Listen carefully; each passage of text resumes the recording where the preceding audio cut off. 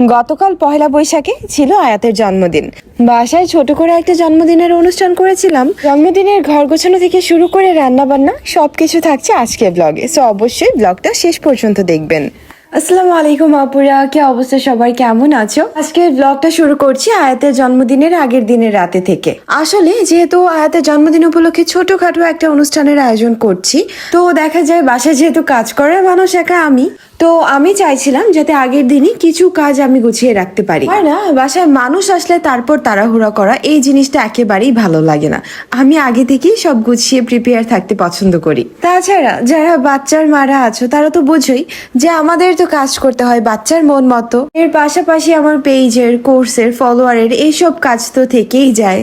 সে কারণেই আর কি আগের দিন রাতে একটু জোগাড় যন্ত্র করে রাখা। কালকের মেইন ডিশ থাকছে বিরিয়ানি, সো বিরিয়ানির যে চিকেনটা আছে সেটা আগের দিনই আমি রেডি করে রাখছি। তাছাড়া কিচেন পরিষ্কার করা, গুছিয়ে রাখা, পেঁয়াজ কেটে রাখা, এই আর কি। এরপর চলে যাই পরদিন সকালে। পয়লা বৈশাখের দিন আয়াতের স্কুলে একটা অনুষ্ঠান ছিল, যে কারণে সকালই আয়াতের বাবা চলে গিয়েছে। আর এটা আমার জন্য সবচেয়ে ভালো হয়েছে, কারণ এখন ঠান্ডা মাথায় আস্তে ধীরে ঘর গুছানো যাবে। আয়রান ঘুমাচ্ছে, তো এই মুহূর্তে আমার মেইন কাজ হলো আয়াতের রুমটা গুছিয়ে ফেলা। আয়াতের জন্ম হয়েছে পহেলা বৈশাখে, সো পহেলা বৈশাখের দিনটা 9 বছর ধরে, মানে বিগত 9 বছর ধরে আর তেমন আলাদাভাবে পালন করা হয় না। অবশ্য আগেও যে খুব ধুমধাম করে পালন করা হতো, মেলায় টেলায় যাওয়া হতো, বা মানে পয়লা বৈশাখের জন্য আলাদা করে শপিং করা হতো, এখন যেটা দেখছি খুবই কমন। এই সব কিছু কখনোই তেমন করা হতো না। হ্যাঁ, পয়লা বৈশাখে একটু ইলিশ মাছ রান্না করা, একটু ভালো মন্দ রান্না করা, সেটার প্রচলন সবসময় ছিল। আর পয়লা বৈশাখের মেলা শুনলেই আমার মনে হয় আমার ছোটবেলার কথা। ছোটবেলা নানু বাসায় ওখানে বটতলায় মেলা বসতো, দেখা যেত ছোটবেলা প্রতি পয়লা বৈশাখে আমি, রিমি খালামণি, টুটুল মামা, রাকিব মামা, আমরা সবাই মিলে সারা বছর টুকটাক টাকা জমাতাম, তারপর সেই বটতলার মেলায় যেয়ে অনেক কিছু কিনতাম। স্পেশালি আমাদের মেইন টার্গেট থাকতো মাটির হাঁড়ি পাতিল, সাথে বেলুন আর বাঁশির কথা আলাদাভাবে মনে হয় না বলতে হবে। মেলায় যাবো আর বেলুন কিনবো না, সেটা তো হয়ই না। আসলে এখন তো হলো বেলুন জিনিসটা খুবই কমন হয়ে গিয়েছে। আমাদের বাচ্চাদের মনে হলেই ওরা বেলুন কিনে নিয়ে আসে, বাট আমাদের সময় আমরা শুধুমাত্র মেলাতেই বেলুন কিনতাম। ওই দিনগুলো প্রচন্ড মনে পড়ে আমার, জানেন, প্রচন্ড। এখনকার পয়লা বৈশাখ আর আগের পয়লা বৈশাখের মধ্যে আকাশ পাতাল পার্থক্য। এখনকার মেলা আর আগের মেলার মধ্যে আকাশ পাতাল পার্থক্য।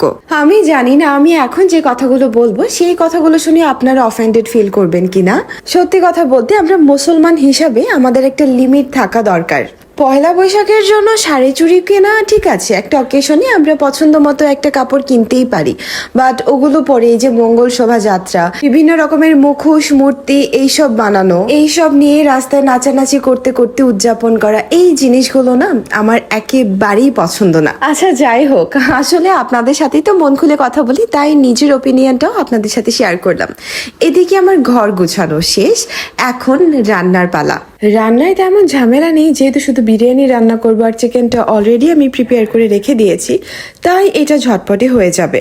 আর যেহেতু ঘরও গুছানো শেষ, সো এখন জাস্ট আমি রান্নাটা করি, নিজে একটু রেডি হয়ে নেব। জানেন তো, আগে না বেশি মানুষের রান্না করতে আমার অনেক নার্ভাস লাগতো, বাট আস্তে আস্তে আমার মনে হচ্ছে যে ব্যাপারটা আমার কন্ট্রোলে চলে আসছে। এখন আর অতটা নার্ভাস লাগে না, আর মোটামুটি খুব যে খারাপ হয় তাও না। অনেক আপুরাই আমাকে কমেন্ট করো যে আপু, এই যে ব্যস্ততার ভিতরে ভিডিও করো, এটা কিভাবে করো? আসলে ব্যাপারটা হলো অভ্যেস। এখন জিনিসটা আয়ত্তে চলে এসেছে। প্রথম যখন আমি ব্লগিং শুরু করি তখন আমারও কিন্তু এরকম ভিডিও করে রান্না করতে খুবই সমস্যা হতো। মনে হতো রান্না আগাচ্ছে না, নাহলে ভিডিও করা হচ্ছে না। তোমরাও কন্টিনিউ করতে থাকো, দেখবে তোমাদেরও আমার মতো এরকম হবে, যে এটা এরকম একটা অভ্যেসে পরিণত হয়েছে যে মনে হচ্ছে ভিডিও করাটা কোনো ব্যাপারই না। এনিওয়ে, কথায় আছে না যে যেই রাধে সে চুলো বাঁধে, এই যে আমি হলো তার জলজান্ত প্রমাণ। ওদিকে বিরিয়ানি রান্না করতে দিয়ে আমি এখানে এসেছি চুলটা একটু সেট করে নিতে। চুলটা সেট করে এখন হলো ড্রেসটা চেঞ্জ করে নেব। গোসল সকালেই করে নিয়েছি, তো চুলটা সেট করে কোনো লাভই আসলে হতো না, কারণ যে গরম পড়েছে আর এত দৌড়াদৌড়ির ভিতরে চুল আমি ছাড়িয়ে নাই, চুলটা সারাক্ষণই বাঁধা ছিল।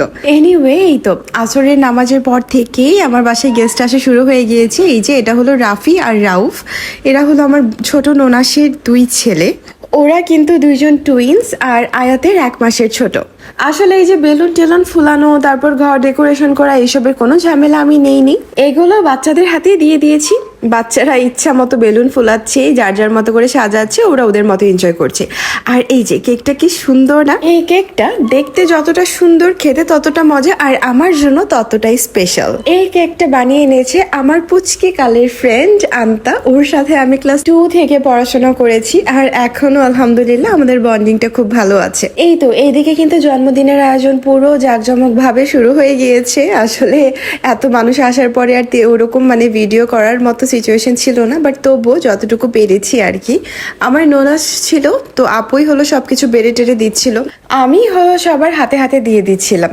সবকিছু মিলে না জিনিসগুলো খুব স্মুথ গিয়েছে জানেন। সবাই মিলে খাওয়া দাওয়া, বাচ্চাদের হইচই, বাচ্চাদের যে গার্জিয়ানরা আছে তাদের সাথে গল্প, সবকিছু মিলিয়ে আলহামদুলিল্লাহ দিনটা খুব ভালো কেটেছে। আয়াতের জন্য আপনারা সবাই অনেক অনেক দোয়া করবেন। আয়াতের এবার 9 বছর হলো, দোয়া করবেন আমার মেয়েটার জন্য, ওর জীবনটা যাতে খুব সহজ আর সুন্দর হয়। আল্লাহ হাফেজ।